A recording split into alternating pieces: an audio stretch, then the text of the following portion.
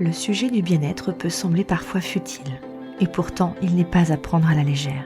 Certaines périodes de vie personnelle ou professionnelle sont plus difficiles à traverser.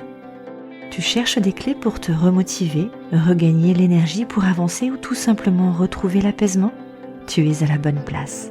Je suis Virginie et je t'accompagne vers le chemin de la sérénité et de la positivité.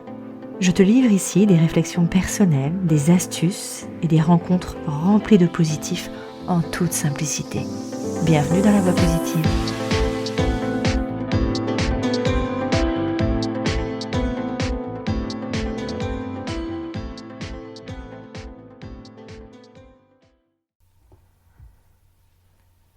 Hello, bonjour, comment vas-tu ? Bienvenue dans la voie positive pour un nouvel épisode. Aujourd'hui, je te pose la question qui m'est posée également. As-tu un endroit spécifique, un endroit particulier, un endroit où tu aimes te retrouver ? Quel est cet endroit ? Pour ma part, j'en ai plusieurs. Et avant de commencer cet épisode, j'avais envie de te parler d'un endroit spécifique qui est tout près de chez moi, dans la forêt. Mais finalement, je t'en parlerai peut-être à un autre moment. Il y a un autre endroit qui m'est arrivé qui est revenu à la surface. Et bizarrement, j'ai envie de te parler d'un souvenir d'enfance qui se situe à Paris, avenue Philippe-Auguste. Dans cette avenue, il y a quelques années, il y avait une librairie. Une librairie qui faisait un coin de rue, donc avenue Philippe-Auguste et l'autre rue, je ne me rappelle plus, mais en tout cas, elle donnait sur le passage, elle faisait le coin. C'était vraiment une librairie à l'ancienne, toute petite, toute mignonne. Elle était remplie, pleine à craquer. J'adorais aller dans cette librairie, je vais t'expliquer pourquoi. Mais j'ai envie de te la décrire avant. C'est une toute petite librairie qui devait faire, je sais pas, peut-être, en tout cas, vu de mes 5-10 ans, j'avais l'impression qu'elle faisait la taille d'un placard, un grand placard, mais la taille d'un placard. Et elle était remplie, mais à foison.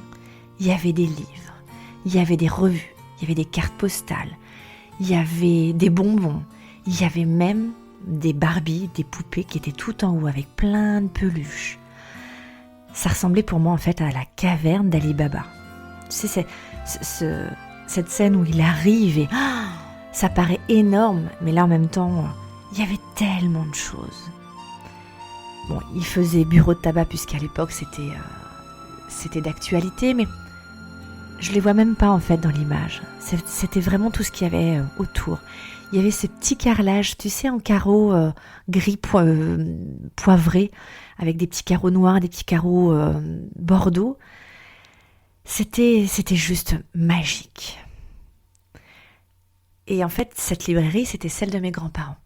Ouais. J'adorais y aller en vacances. Il y avait un petit recoin derrière, tellement minuscule, je savais même pas comment on pouvait y passer. Et puis alors, je revois mon grand-père. Mon grand-père, je lui disais toujours « Loulou », parce que je l'appelais Loulou. « Mon Loulou, t'as un bébé dans le ventre ». Tellement il avait un ventre un petit peu imposant, j'adorais ça. Et je me demandais toujours comment il faisait pour pouvoir passer dans ce petit couloir qui menait tout au fond, en fait, comme une cachette secrète. Ça menait à une porte avec un couloir, les couloirs de bonne. Et on montait les escaliers et juste au-dessus, en fait, il y avait un tout petit appartement avec une cuisine et juste de quoi pouvoir se rafraîchir et peut-être se poser. Mais c'était pour moi vraiment la cachette secrète. Ce petit couloir où il y avait encore plein de choses cachées, la réserve, bref, vraiment cette caverne d'Ali Baba. Voilà, j'avais envie de te partager ça parce que ça me conforte, c'est un lieu un peu rassurant. Et puis je venais à la capitale, moi qui venais de la proche banlieue, mais j'avais l'impression de vivre à la parisienne.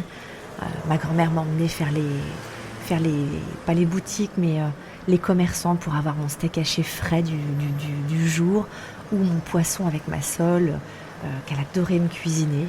Et il y avait aussi ce torréfacteur. Ah oui, c'est un souvenir pour moi qui était incroyable. Elle allait chercher son café moulu fraîchement. Et c'est vraiment une odeur bien particulière qui me revient là en vous en parlant. C'est quelque chose de très très agréable. Et même la densité de Paris était quand même très agréable. Aujourd'hui, ça l'est moins pour moi, mais j'ai envie de me replonger dans ce côté agréable où tout était beau, tout était grand, tout était majestueux. Et cette petite librairie, avenue Philippe-Auguste, c'est ma Madeleine de Proust. C'est vraiment quelque chose qui me donne beaucoup d'émotions et qui est très réconfortant. Voilà, ça c'est mon endroit spécial qui m'est revenu un petit peu en mémoire, que je n'avais pas oublié mais que j'avais mis de côté. Et aujourd'hui, c'est l'occasion de pouvoir leur mettre au goût du jour cette belle librairie que mes grands-parents tenaient. Je suis certaine que tu dois avoir aussi, toi, ta Madeleine de Proust, ou quelque chose en tout cas qui te rassure, qui te donne toutes ces émotions. J'espère que ça t'aura permis de te rappeler justement cet endroit particulier, cet endroit qui te met en joie, qui te rappelle ou qui te fait ressentir de belles émotions. Je serais ravie si ça peut te raviver quelques bons souvenirs comme ça. Je te dis en attendant une très très belle journée. Je te souhaite plein de belles choses aujourd'hui comme pour demain. Et puis je te retrouve justement demain. Belle journée!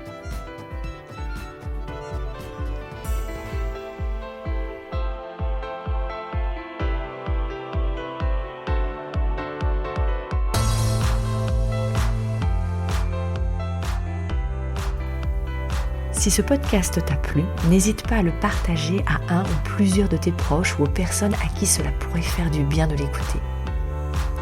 Tu peux également le noter avec 5 étoiles sur iTunes ou sur les autres plateformes si l'épisode t'a plu.